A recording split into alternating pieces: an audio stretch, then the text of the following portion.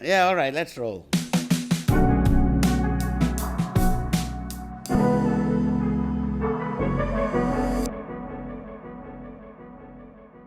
Hello, everyone, and welcome to a brand new series, Life Hacks, with our very own DATO Siri Vijay Eswaran.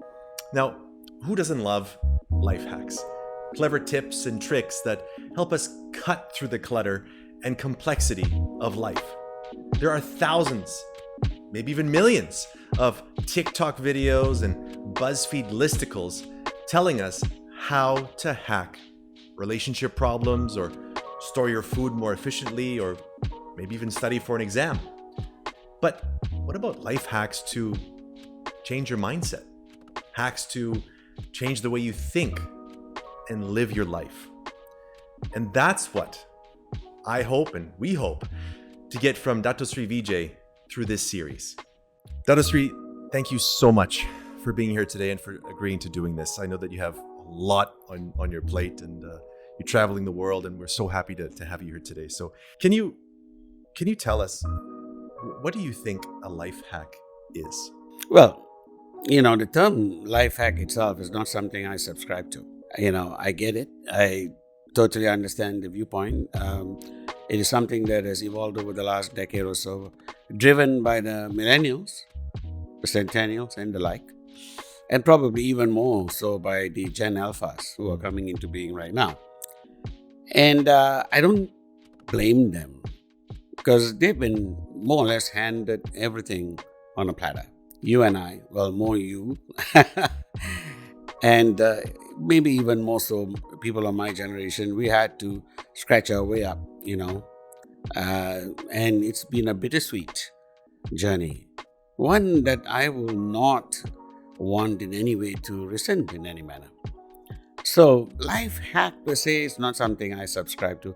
I rather look upon it as improving the journey. Changing perspectives, if you like. That is such a perfect segue, because what we're going to talk about today is that journey and that daily effort of improving 1% every day.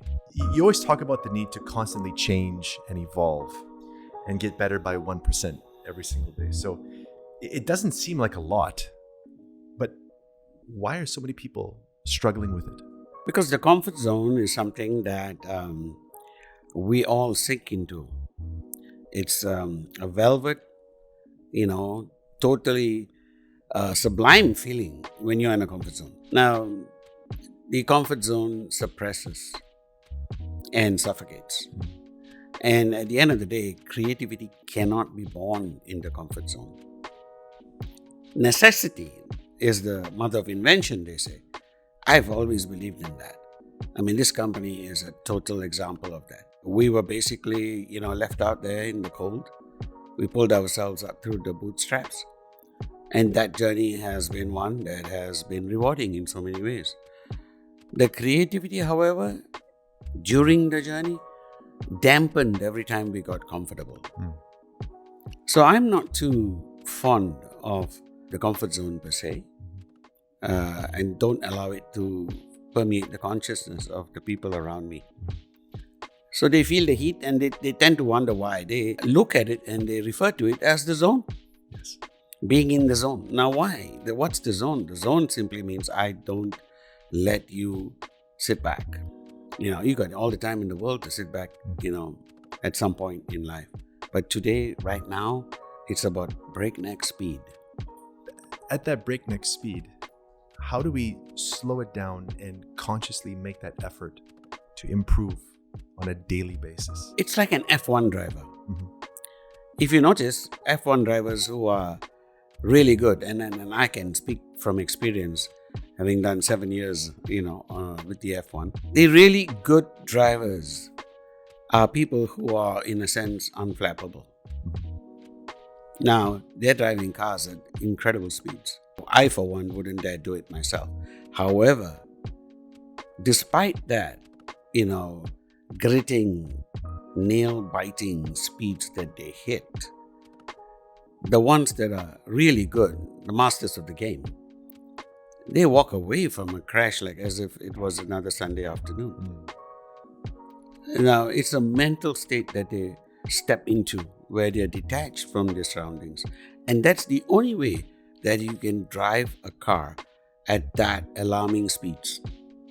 The minute you get caught up with the excitement, so to speak, you're basically doomed. So they're in the zone. They have to be in the zone.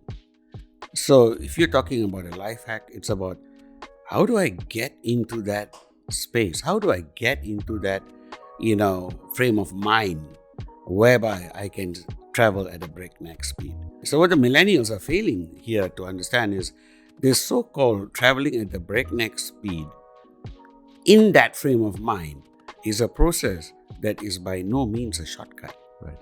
It is in effect a long-term, arduous, very often mundane and monotonous cycle of practice. But it takes you there. So the instant you get to that frame of mind, then breakneck speed becomes possible.